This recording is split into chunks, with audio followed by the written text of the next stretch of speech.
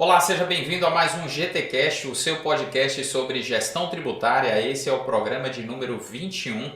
Já há 21 meses que a gente está por aqui comentando as notícias, as decisões, as normas legais mais importantes na área tributária no mês anterior e hoje falando a respeito de tudo aquilo que foi destaque no mês de setembro de 2020, contando mais uma vez com a participação de Aline Fagundes e Gustavo Reis. Olá Alexandre, olá Aline, olá a todos os demais que estão nos acompanhando aqui neste programa. Posso dizer, Alexandre, que setembro foi um mês muito movimentado. Estamos com uma pauta grande, mas isso aí eu enxergo como algo muito positivo. Temos muita matéria importante para trazer aqui neste programa.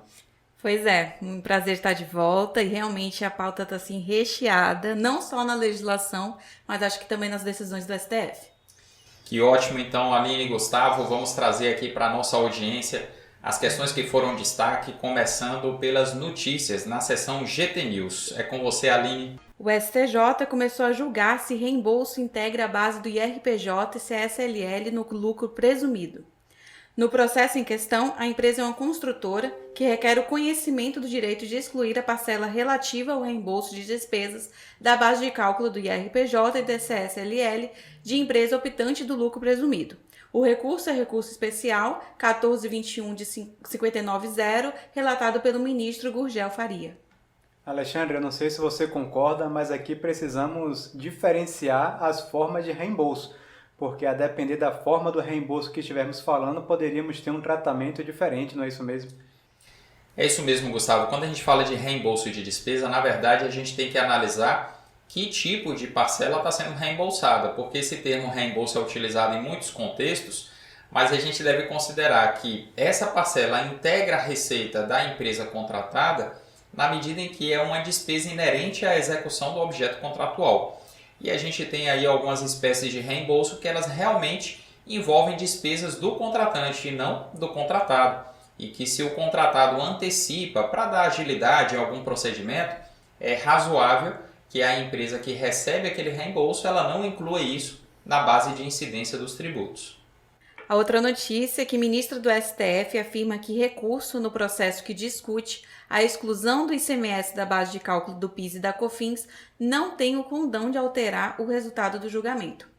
A ministra Carmen Lúcia, do Supremo Tribunal Federal, negou o pedido de uma associação para participar como amicus curiae no julgamento do recurso sobre a exclusão do ICMS da base de cálculo do PIS e da COFINS. A tese ainda está pendente de desfecho. Olha, Aline, eu concordo com o que a ministra está dizendo aqui, até porque o STJ já definiu que o ICMS pode ser excluído da base de cálculo do PIS e da COFINS. A única coisa que falta o STF julgar nesse recurso é se o ICMS a ser excluído é aquele destacado na nota fiscal ou se é aquele apurado no mês pela empresa e se haverá modulação dos efeitos da decisão. Ou seja, esse recurso ele não vai mudar a tese já defendida pelo STF, ou seja, não tem o intuito de rever se é possível ou não excluir o ICMS da base de cálculo. Então, por isso eu concordo aí com essa direção que o STF está tomando nesse caso. Exatamente, até porque o recurso que está pendente de julgamento, Gustavo, é um embargo de declaração. O embargo de declaração ele se presta a corrigir obscuridade, contradição ou alguma omissão que precisa ser suprida em uma decisão judicial. Então, esses embargos de declaração eles não têm um condão de alterar o resultado do julgamento. Por isso, esse pedido aqui de uma associação para acompanhar o processo dentro desse contexto aqui que usa de uma expressão em latim que significa amigos da corte, não faz sentido. É como se a ministra Carmen Lúcia estivesse querendo dizer não vamos agregar mais pessoas a esse processo, já que ele está caminhando para os finalmente. O que a gente só lamenta é que o STF já tem muito tempo com esse recurso pendente de julgamento. Salvo engano, desde o final de 2017. Isso, inclusive, ele já tinha sido pautado, salvo engano, para 1º de abril do ano passado e foi sendo adiado e até hoje não estamos encontrando ele na pauta de julgamento, pelo menos até a pauta que nós temos acesso. Pois é, Gustavo, dei uma olhadinha na pauta e até dezembro eu não vi notícias dele por lá, não. A outra notícia é que o ministro Toffoli pediu vista em caso sobre inclusão de ICMS na base de contribuição previdenciária. O ministro Dias Toffoli, do Supremo Tribunal Federal, pediu vista no julgamento de recurso extraordinário que discute a constitucionalidade da inclusão do ICMS na base de cálculo da contribuição previdenciária sobre a receita bruta. Uma das grandes repercussões, Alexandre, do que acabamos de falar sobre a exclusão do ICMS da base de cálculo do PIS e da COFINS. Eu acho que o STF, quando julgou essa tese, não imaginou as repercussões que isso iam gerar em diversas outras questões. Por isso, eu creio que essa é uma daquelas chamadas tese filhote que temos defendido, não é isso mesmo? É isso mesmo, Gustavo. E se o STF seguir a linha de raciocínio daquele primeiro recurso, da exclusão do ICMS da base do PIS e COFINS, vai acabar julgando procedente também essas outras teses e vai criar um grande problema para quem lida com a legislação tributária no dia a dia, que precisa aplicar as regras de cálculo dos tributos em geral. Então, o que a gente vê é que, por mais que essa tese seja acolhida como razoável e julgada como procedente, a gente vai ter, na verdade, um caos na apuração e no cálculo desses tributos. E esse é meu grande receio. É verdade, eu estava dando uma olhada, inclusive, eu acho que tem umas 8 ou 9 teses filhote correndo aí ao mesmo tempo, e se todas forem aceitas, realmente o cálculo destes tributos vai ser extremamente complexo, o que vai gerar uma necessidade do legislador adaptar o que já temos hoje para trazer uma conformidade para isso, porque senão vai ser uma confusão tremenda, sem sombra de dúvidas. Pois é, Gustavo, como se a gente tivesse hoje já estava fácil, né? O ministro da Economia defende tributos alternativos para a viabilização da desoneração da folha. Após reunião com o presidente Jair Bolsonaro para discutir a reforma tributária e um programa de transferência de renda, o ministro da Economia, Paulo Guedes, afirmou que o país tem que desonerar a folha de pagamento das empresas e, para isso, precisa buscar tributos alternativos. O que você acha disso, Alexandre? Olha, Aline, o que a gente vê é um movimento do ministro Paulo Guedes já de algum tempo querendo instituir uma nova CPMF. Só que a sociedade, o próprio Congresso, é muito resistente à ideia. E eu entendo que o Paulo Guedes ele queira um tributo dessa natureza porque é um tributo muito fácil de arrecadar. Você exige que as instituições financeiras basicamente retenham e recolham esse tributo. As instituições financeiras, com os recursos tecnológicos que têm, fazem essa apuração e esse repasse com o uso da tecnologia sem maiores dificuldades. E a gente sabe que o governo, além dessa função arrecadatória, tem também a função extrafiscal, porque a partir da movimentação financeira, que é base de incidência para essas contribuições ou esses tributos, a União acaba identificando eventuais movimentações omitidas na declaração de rendimento de empresas, de pessoas físicas em geral. Então, tudo isso leva o governo a batalhar por esse tributo, embora haja uma resistência geral, como eu falei, da sociedade e do Congresso.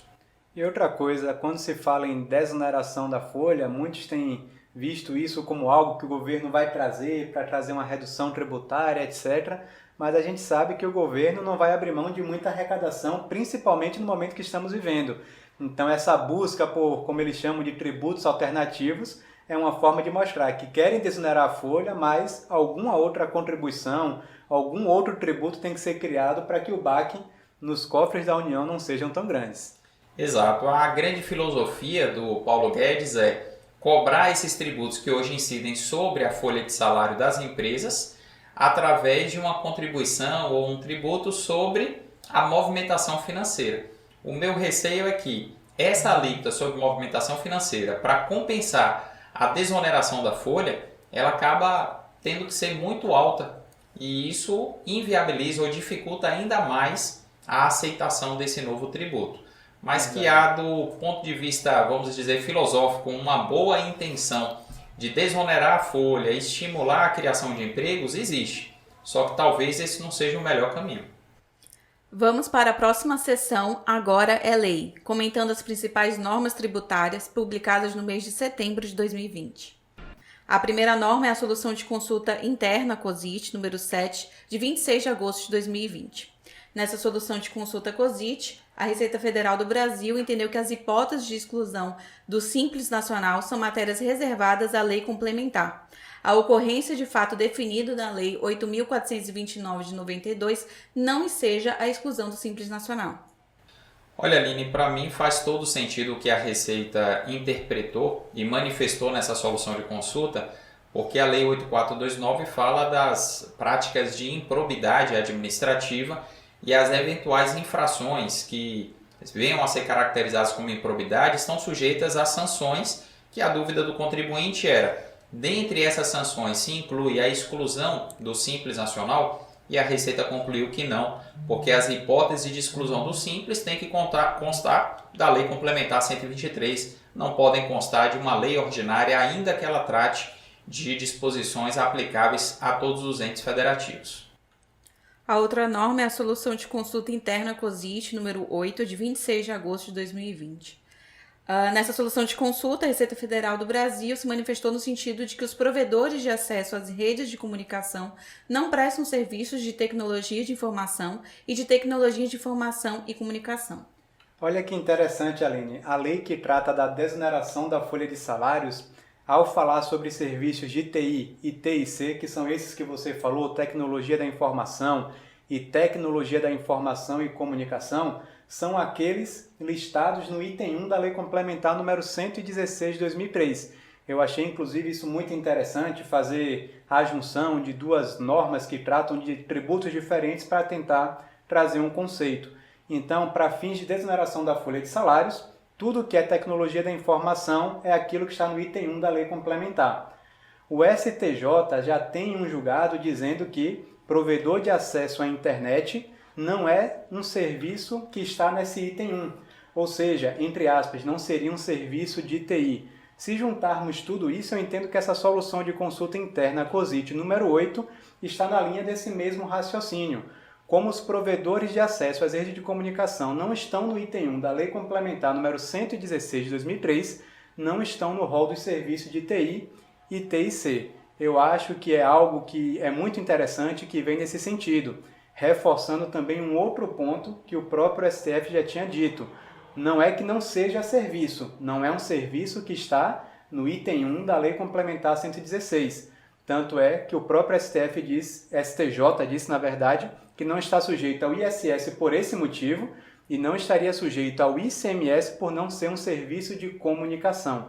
Então eu vejo a Receita Federal bem alinhada com o que diz a Lei da Desoneração, o que trata a Lei Complementar número 116 de 2003, então me parece um conteúdo bastante interessante. Agora vamos para um caso de polícia. Pois é, a Solução de Consulta Interna COSIT número 10 de 31 de agosto de 2020. O nome do contador ou da empresa contábil e respectivos CPF e CNPJ constantes em informações do sujeito passivo na base de dados da Secretaria Especial da Receita Federal do Brasil são dados cadastrais, não protegidos por sigilo fiscal, sujeitos ao poder geral de requisição do delegado de polícia. Esse caso aqui é interessante, Aline, primeiro porque ele esclarece que informação protegida por sigilo fiscal não é toda e qualquer informação que consta da base de dados do órgão de arrecadação, nesse caso aqui da Receita Federal. A gente pode ter dados cadastrais, como por exemplo as informações de quem é o contador, qual é o CPF ou o CNPJ do contador responsável por determinada empresa, que são informações compartilháveis que a Receita Federal pode fornecer por requisição de um delegado da Polícia Civil, por exemplo. Agora, o mais interessante é a gente perceber quem formulou essa consulta foi, salvo engano, a Secretaria de Segurança do Estado de Goiás ou a própria Polícia Civil lá do Estado, e isso mostra que a tendência que a gente vem verificando em outras partes do país também está vigorando lá. A tendência de os governos estaduais cada vez mais investigarem a prática de crimes contra a ordem tributária e buscar informações sobre os contadores responsáveis para incluí-los nos respectivos inquéritos. Ou seja, os profissionais de contabilidade que não andam na linha, eles devem ficar cada vez mais atentos a esse tipo de situação. A próxima norma é a Portaria Conjunta da Secretaria Especial de Previdência e Trabalho da Receita Federal do Brasil, número 55, de 3 de setembro de 2020. Essa portaria ela suspendeu o cronograma de novas implantações do E-Social. Olha, eu acho que podemos comemorar aqui, estamos batendo talvez um recorde de notícia recorrente em gravações do nosso GTcast.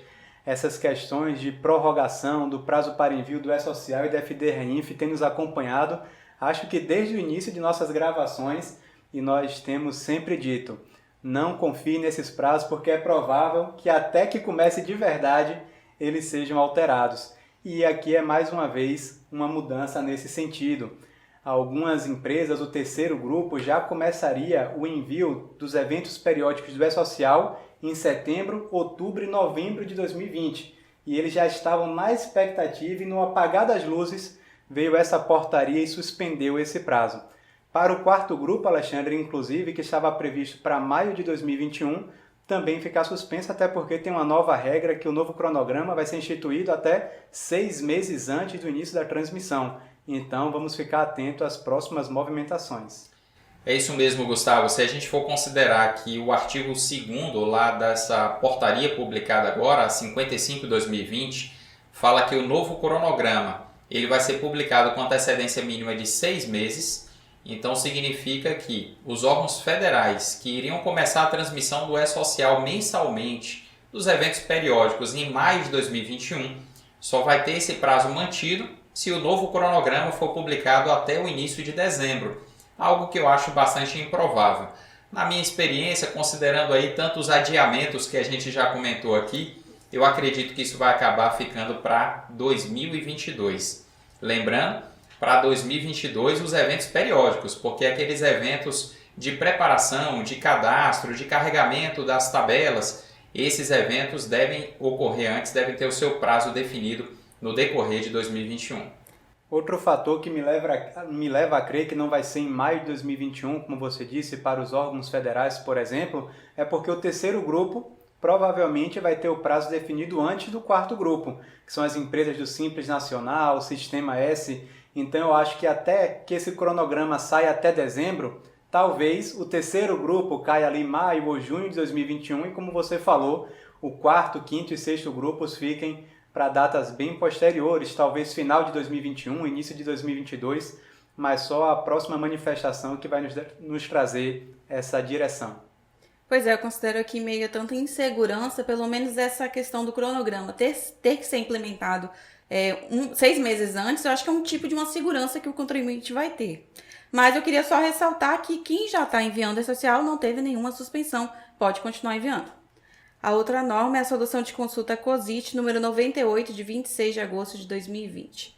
Essa solução de consulta COSIT dispõe acerca da incidência do imposto sobre a renda sobre os pagamentos recebidos por pessoa física de outra pessoa física em razão de obrigação decorrente de contrato de constituição de renda. Aline, essa solução fala de uma situação específica, porque contrato de constituição de renda, de acordo com o Código Civil, é aquele em que uma pessoa se obriga espontaneamente a pagar uma renda em favor de uma outra pessoa. Agora, o mais interessante dessa decisão aqui é a Receita deixar claro algo que a gente pontua também em nossos treinamentos, que pessoa física, enquanto fonte pagadora, só deve reter imposto de renda na fonte quando paga rendimentos do trabalho assalariado, caso, por exemplo, de alguém que contrata um empregado doméstico e paga para ele um valor acima daquele limite mínimo da tabela progressiva, e também nos casos de pagamento a residente ou domiciliado no exterior, porque nessa hipótese não há como o imposto ser cobrado pela Receita Federal do próprio beneficiário que está situado fora do país. Fora esses dois casos, ainda que seja o pagamento de um rendimento tributável para quem recebe, a pessoa física, enquanto fonte pagadora, não é obrigada a descontar e recolher o tributo na fonte. Olha, a próxima norma eu considero que foi uma das mais importantes desse mês, eu tenho certeza que Gustavo e Alexandre vão concordar comigo, que foi a Lei Complementar número 175, de 23 de setembro de 2020. Essa lei ela foi publicada no dia 24 de setembro, promovendo alterações na Lei Complementar 116 de 2003, quanto ao local de incidência dos subitens 422, 423, 509, 1501 e 1509, e estabeleceu um padrão nacional de obrigação acessória do ISS para os mencionados dispositivos. Verdade, Aline, uma lei muito importante. E eu gostaria de começar comentando alguns aspectos dela, até porque eu acho, Alexandre, que não conseguiríamos comentar neste programa todas as novidades trazidas pela Lei Complementar número 175, mas podemos dar uma pincelada. Mas o que eu gostaria de começar mencionando é que eu vi algumas notícias quando essa Lei Complementar saiu dizendo o local de incidência do ISS mudou e várias notícias sensacionalistas nesse sentido, e a gente precisa entender que a mudança no local de incidência foi só para estes subitens que a Aline citou aqui na matéria. 422, 423 e 509, que se referem a planos de saúde, inclusive o plano de saúde do médico veterinário, e do 1501 e 15.09. Para todos os demais serviços, continuam as regras que já eram previstas na Lei Complementar número 116 de 2003. Então você que viu alguma dessas notícias, muito cuidado, porque você pode ser levado a crer algo que não foi realmente o que a Lei Complementar número 175 disse. É verdade, Gustavo, e isso decorre do fato de que muita gente que produz notícias em relação à matéria tributária não tem o conhecimento técnico necessário para fazer o recorte adequado e de repente até colocar o título das notícias também de uma forma mais coerente, mais condizente com o que aconteceu. Eu vi várias notícias nesse sentido, inclusive clientes que são municípios, através de seus servidores, nos consultaram sobre essa mudança, achando que a partir do ano que vem haveria uma mudança radical em relação ao local da incidência do imposto. E a gente precisa lembrar, o que a lei fez foi, na verdade, em síntese, viabilizar a mudança que já tinha ocorrido pela Lei Complementar 157 de 2016, a mudança quanto ao local da incidência do imposto para esses serviços, e que o Supremo Tribunal Federal tinha suspendido através de uma decisão liminar em março de 2018. Então agora é criado um comitê gestor das obrigações acessórias no âmbito do ISS, e esse comitê gestor a nível nacional vai criar um sistema ou vai viabilizar um sistema que permitirá aos municípios receberem o ISS de plano de saúde, de cartão de crédito e outras operações afins, leasing, a partir desse novo critério, ou seja, com o imposto incidindo no local do domicílio do tomador do serviço.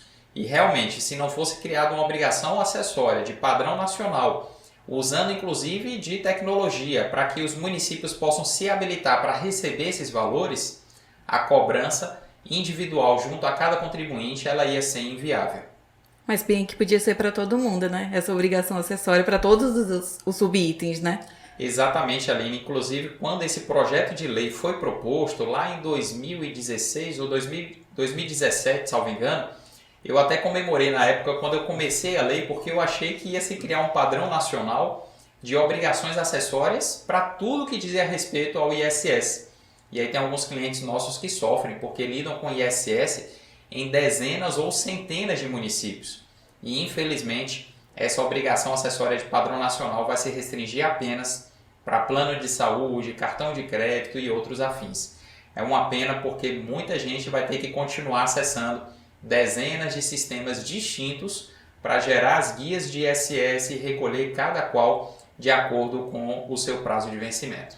Inclusive, a Lei Complementar 157 de 2016, além desses 5 subitens que a gente já citou aqui, do 422, 23, 509, 1501 e 1509, a Lei Complementar 157 também trazia a mudança para o 1004, mas o subitem 10.04 não foi contemplado pela Lei Complementar número 175, ou seja, a partir de agora, o 10.04, que se refere ao agenciamento dessas operações de arrendamento mercantil, volta para aquela regra que já era prevista na Lei Complementar 116 e não acompanha o local de incidência destes subitens, que é o município do tomador, como você bem pontuou, Alexandre. Exato, e uma última consideração, pelo menos da minha parte, Gustavo, porque como você falou, a gente poderia fazer um programa dedicado só a essa lei, mas está lá num dos últimos artigos da lei, o artigo 15, que ele fala sobre o rateio do ISS proporcional ou gradativo, melhor dizendo, nos próximos anos. Então, os municípios que hoje arrecadam o ISS dessas operações, eles não vão perder as receitas desse tributo repentinamente a partir de 2021. Em 2021, praticamente 1/3 do valor vai ser repassado para o município do domicílio do tomador. Depois a gente vai ter a evolução gradativa a partir do ano seguinte e só em 2023 a gente vai ter 100% do imposto sobre essas operações indo para o município do tomador, ou como a gente ouve falar nas notícias, para o domicílio do destinatário do serviço. É dessa maneira que a lei dispôs, como uma maneira de evitar uma perda imediata e repentina de arrecadação para os municípios que hoje arrecadam o ISS nessas operações. É verdade, Alexandre. Eu também não tenho mais nenhum comentário sobre essa lei, porque senão o programa todo ia ficar nela. E Aline, eu volto a palavra para você para vermos a norma que temos na sequência para comentar. Pois é, se vocês quiserem, a gente faz um GTcast só com essa norma, porque eu já pensei aqui em vários outros aspectos que a gente podia discutir, mas eu vou me aquietar e vou passar para a próxima norma aqui. A solução de consulta COSIT número 114, de 28 de setembro de 2020. Nessa solução de consulta COSIT, a Receita Federal do Brasil concluiu que podem ser deduzidos pelo contribuinte, na declaração de ajuste anual do Imposto sobre a Renda de Pessoa Física, os valores pagos a empresas domiciliadas no Brasil relativos à sua participação em planos de saúde que assegurem direito de atendimento ou ressarcimento de despesas de natureza médica, odontológica ou hospitalar em benefício próprio ou de seus dependentes relacionados na declaração. É uma solução de consulta interessante, Aline, que eu enxergo ali, de acordo com a descrição dos fatos, até uma possibilidade de os contribuintes que são sócios de empresas fazerem planejamento tributário. Porque aqueles que contratam o plano de saúde na condição de sócios, tanto para si quanto para os seus dependentes, a despesa é paga na pessoa jurídica. E a Receita Federal está admitindo que a pessoa física faça o ressarcimento para a pessoa jurídica, trazendo essa despesa para a pessoa física e a pessoa física dessa maneira reduzindo a base do imposto sobre aquilo que é rendimento tributável na pessoa física. Uma conclusão bastante interessante que nos parece aí uma oportunidade para aqueles que estão enquadrados nesse perfil. A outra norma é a solução de consulta COSIT número 102, de 28 de setembro de 2020. Nessa solução de consulta COSIT, a Receita Federal do Brasil se manifestou no sentido de que as despesas com planos de assistência jurídica disponibilizados indistintamente a empregados e dirigentes não atendem aos requisitos para dedução como despesa operacional na apuração da base de cálculo do IRPJ. Nessa situação, Aline, o que a gente vê a Receita esclarecer é que nem toda despesa que a empresa tem no pagamento de benefícios aos seus funcionários pode ser admitida como despesa dedutível para apuração do lucro real. Então, lá de acordo com o artigo 68 da IN 1700, na determinação do lucro real são dedutíveis as despesas necessárias à atividade da empresa e à manutenção da respectiva fonte produtora. E na visão da Receita, esse tipo de benefício que envolve o pagamento a um escritório de advocacia, por exemplo, para prestar assistência jurídica aos funcionários dela, é um benefício que não se caracteriza nem como necessário à atividade da empresa, nem como necessária a manutenção da fonte produtora, portanto, não dedutível para efeito de apuração do lucro real. A nossa última norma é a solução de consulta COSIT número 111, de 28 de setembro de 2020. Nessa solução de consulta COSIT, a Receita Federal do Brasil entendeu que os serviços de construção civil submetem-se ao regime de apuração não cumulativa da COFINS. Porém, quando aplicadas em obra de construção civil e vinculadas ao mesmo contrato de administração, empreitada ou subempreitada dessa última, suas receitas estão abrangidas pelo inciso 20 do artigo 10 da Lei 10.833 de 2003, devendo submetê-las, portanto, ao regime de apuração cumulativa. Olha, eu não sei se vocês tiveram a mesma impressão ao ler essa solução de consulta, mas a Receita se refere a serviço de construção civil e obra de construção civil. Quando eu vejo esses dois termos juntos, eu sou levado a lembrar do anexo 7º da IN 971 de 2009, já que ali para o INSS nós temos a lista do que é construção civil, com a indicação do lado de cada código CNAE, do lado de cada atividade, se é uma obra ou serviço de construção civil. Mas nós sabemos que o que é construção civil para cada tributo é determinado por uma legislação diferente. Então, acho, Alexandre, que um dos grandes desafios aqui seria entender se esse serviço de construção civil isolado ou serviço de construção civil, quando aplicado em obra, leva a algum critério similar àquele que a IN determinou para o que é obra e serviço de construção civil, para que possa se identificar se a apuração é não cumulativa da COFINS ou é uma apuração cumulativa. É isso mesmo, Gustavo. E quando a gente fala de construção civil, o que não falta é polêmica, né? Porque além da definição do que é obra e serviço tão relevante lá no INSS, A gente tem a definição também do que é obra de construção civil por empreitada com empregos de materiais para efeito de apuração do imposto de renda no lucro presumido. A gente tem essa definição que foi objeto da consulta aqui analisada para efeito da incidência do PIS e COFINS cumulativo ou não cumulativo, de maneira que a Receita deveria ser coerente e ter uma definição para todos os tributos. Mas para cada tributo ela segue um critério. Uma coisa que eu acho absurdo, até hoje a Receita, em manifestações como essa, faz referência ao ato declaratório normativo número 30 de 99. Esse ato declaratório, Gustavo, ele tratava na época das atividades de construção civil para fins de enquadramento ou não enquadramento no Simples Federal, o Simples que vigorou antes do Simples Nacional, que está em vigor atualmente. Então, por que a Receita faz referência a um ato declaratório que não está mais em vigor, que não tem mais aplicação prática, quando seria muito mais prático ela editar um ato declaratório normativo atualizado e colocar um fim nessa controvérsia de uma vez por todas, deixando claro para todos os contribuintes qual é o conceito que se aplica para cada tributo. Na verdade, o ideal é que houvesse um conceito uniforme, pelo menos para tudo aquilo que é administrado pela Receita Federal do Brasil.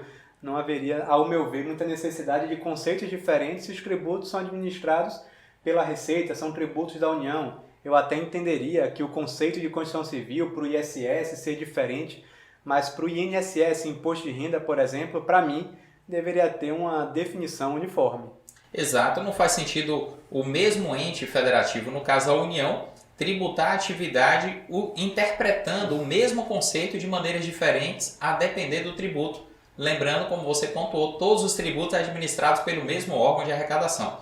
Então é algo que não se justifica, uma incoerência que a gente já criticou aqui e vai continuar criticando. Vamos agora para os comentários acerca das principais decisões judiciais ou administrativas sobre a matéria tributária. É a seção De Olho nos Tribunais. O STF julgou inconstitucional lei municipal que reduziu base de cálculo do ISS. O plenário do STF julgou inconstitucional o artigo 41 da Lei Complementar 118 de 2002 do município de Barueri, em São Paulo. O município ele fixou a alíquota reduzida por meio de abatimentos na base de cálculo do ISS. Interessante essa decisão do STF porque no próprio artigo 88 do ADCT, Ato das Disposições Constitucionais Transitórias, já constava expressamente que não será objeto de concessões, isenções e benefícios fiscais que resultem direta ou indiretamente na redução da alíquota mínima estabelecida. Ou seja, se hoje nós temos uma alíquota mínima de 2%, o município não pode estabelecer, salvo as hipóteses de exceção para construção civil e serviços de transporte municipal do subitem 16.01, uma alíquota inferior a 2%. Então não poderia instituir, por exemplo, 1,5%, 0,5% e nem indiretamente, ou seja, conceder tantos benefícios que de uma forma indireta é como se estivéssemos aplicando uma alíquota inferior a 2%. Então essa decisão do STF está em conformidade com o entendimento que já estava, ao meu ver, pacificado. É isso mesmo, Gustavo. O artigo 88 do ADCT, o Ato das Disposições Constitucionais Transitórias, já falava a respeito da alíquota mínima de 2%, que era provisória, e a Lei 157 acabou convertendo em definitiva. Interessante, a Lei 157 não só converteu a alíquota mínima em definitiva, abrindo essas exceções, 702, 705 e 1601, como também ela incluiu um artigo lá naquela lei que a gente comentou no início, Aline, a Lei da Improbidade Administrativa. E ela tornou ato de improbidade administrativa a concessão, a aplicação ou a manutenção de benefício que diz respeite a essa alíquota mínima. Portanto, o gestor que insistir na cobrança de ISS com um patamar inferior a 2% para outros serviços que não os dá exceção, eles podem inclusive sofrer a perda da função pública, além de outras penalidades previstas lá na Lei 8429. O STF decidiu que contribuição previdenciária patronal incide no terço de férias.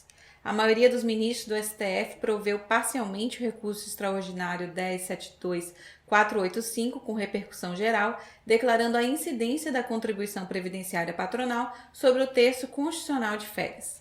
Essa é mais uma decisão daquelas verbas, se tem caráter indenizatório ou não, e por coincidência, Aline, no mês passado, no nosso GTcast número 20, a gente comentou uma decisão favorável aos contribuintes, que reconheceu, no caso, o STF também, a inconstitucionalidade da cobrança do INSS sobre salário e maternidade. E para quem está escutando a gente nesse programa e não ouviu o programa anterior, vale a pena dar uma conferida. Já nesse mês, a notícia não é favorável aos contribuintes. Eu até penso o seguinte, se fosse favorável, o baque para o governo ia ser muito grande. Por quê? INSS sobre salário e maternidade é algo que as empresas pagam eventualmente. Agora, INSS sobre terço de férias, que as empresas pagam para todos os funcionários todos os anos, representaria uma redução muito grande de receitas para o Caixa da Previdência, fora aquilo que o governo teria que devolver a título de compensação ou restituição pelo que foi pago indevidamente nos últimos 5 anos. Então, a decisão do STF foi um alívio para o caixa do governo, ainda mais em tempos de crise, porque talvez uma grande parte da economia obtida com a reforma da Previdência iria embora se essa tese vingasse.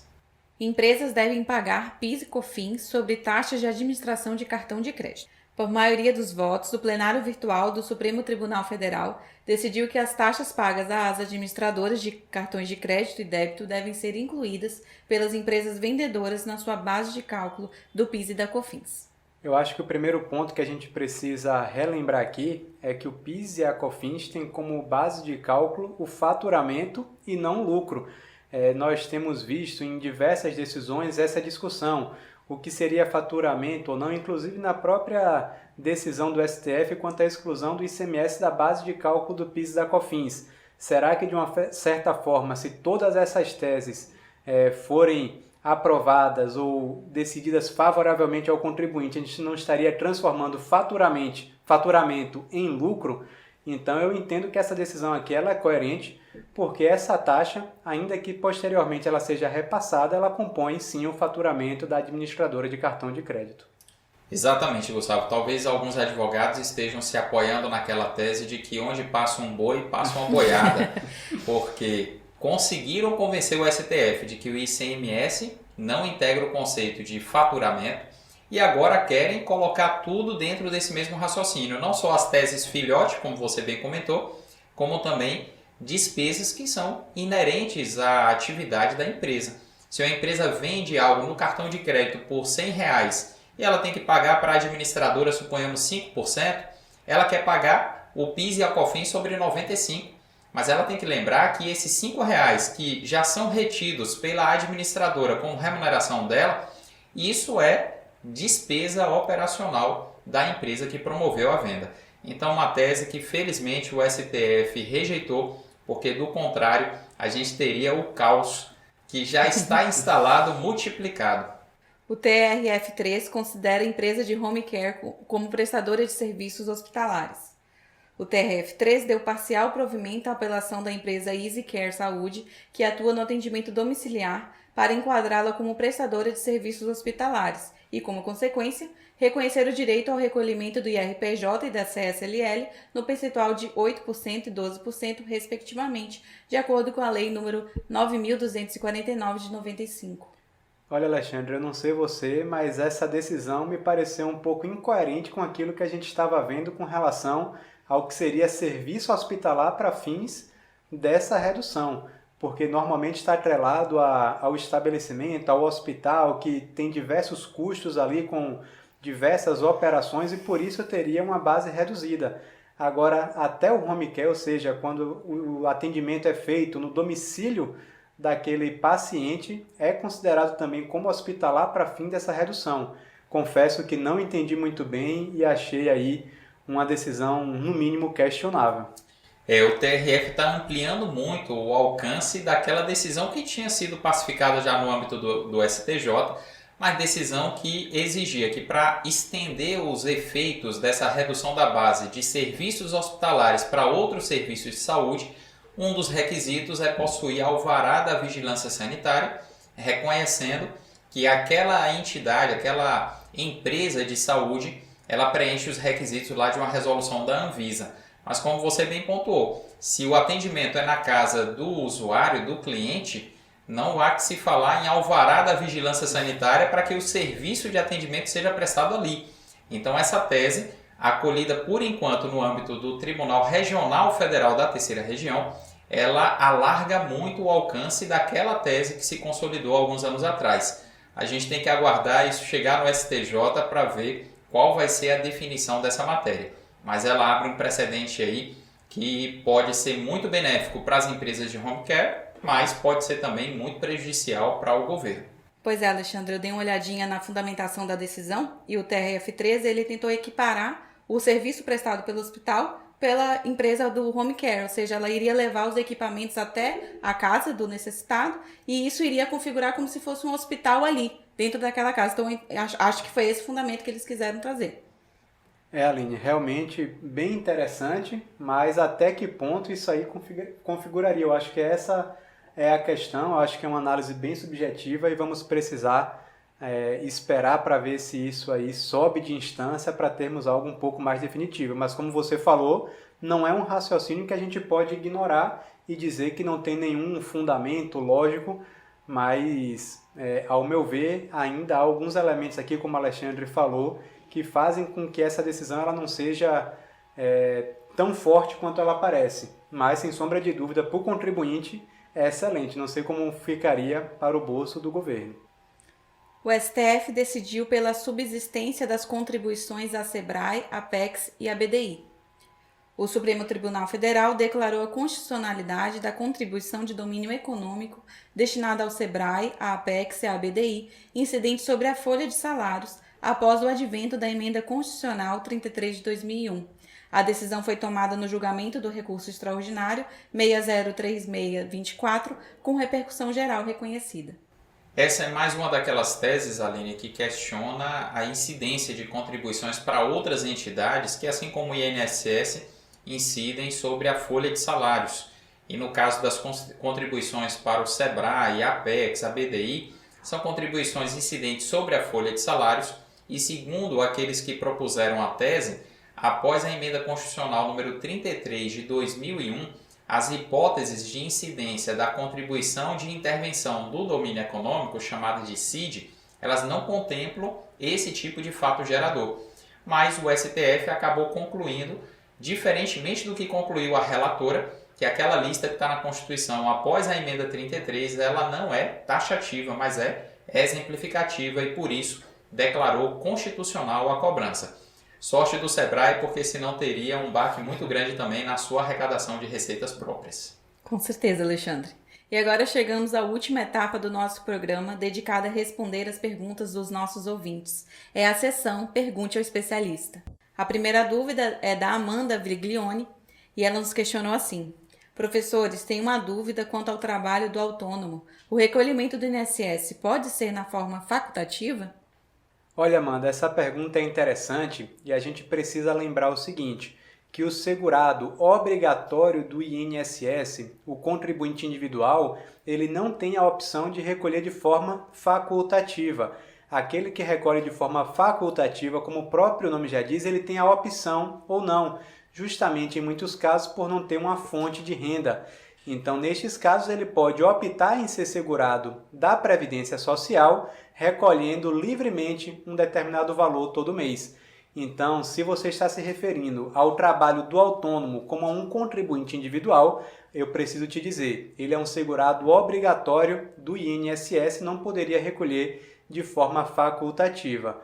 Mas, não sendo essa hipótese, sendo outros casos, nós podemos dizer que aquele que não tem uma fonte de renda, digamos assim, não é contribuinte individual ou não se encontra de acordo com a legislação como contribuinte obrigatório, ele tem sim a possibilidade de ser um facultativo, ou seja, optar livremente por ser um segurado do INSS. A outra dúvida é do Marcos Medre e ele nos questionou assim: o serviço de revitalização de piso de madeira, lixamento, mais colagem, mais aplicação de verniz, quando prestados por MEI, faz surgir a necessidade de recolhimento da CPP pelo tomador? Excelente pergunta, Marcos. Quero primeiro mandar um abraço porque o Marcos é um servidor lá do Tribunal de Contas do Paraná e está sempre presente em nossas aulas ao vivo, participa com comentários em nossos vídeos e a gente selecionou inclusive uma dúvida que ele postou em uma de nossas lives. E essa dúvida é bastante pertinente, Marcos, pelo seguinte: a Lei 123, quando fala lá do microempreendedor individual, estabelece a incidência da contribuição patronal sobre algumas atividades. Só que a interpretação desses termos ela é muito subjetiva porque o anexo 11 da resolução número 140 de 2018 do Comitê Gestor do Simples lista mais de 500 atividades como permitidas ao MEI. E quais são dessas atividades aquelas que têm a incidência da patronal, ou seja, que se enquadram nessas definições legais? A gente já enfrentou dúvidas, Gustavo, por exemplo, em relação à manutenção. Até que ponto um borracheiro ele presta serviços de manutenção ou reparo de veículos que gera CPP? É uma dúvida que muitos acabam enfrentando e preferindo assumir o risco de não recolher, mas a gente tem uma visão mais conservadora.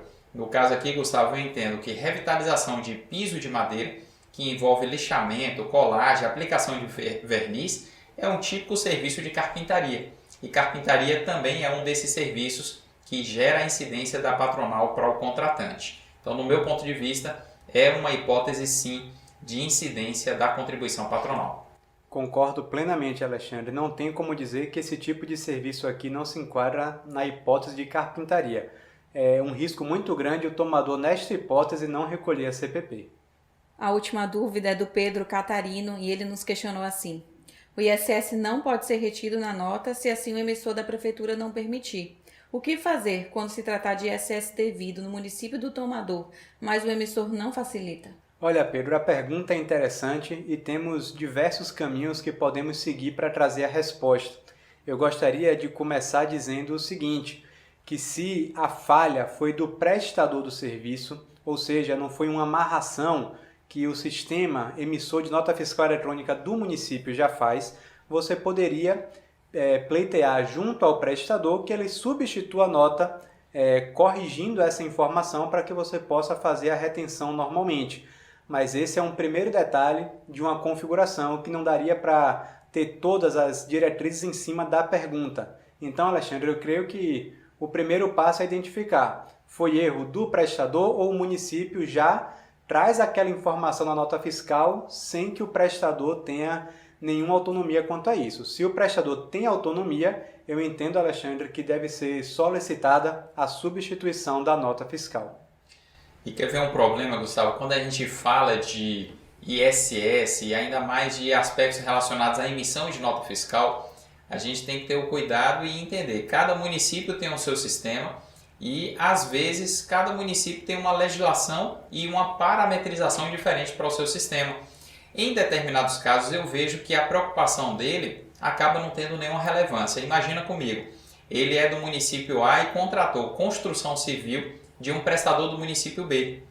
Esse prestador do município B emite nota fiscal pelo município onde ele está sediado, ou seja, pelo município B.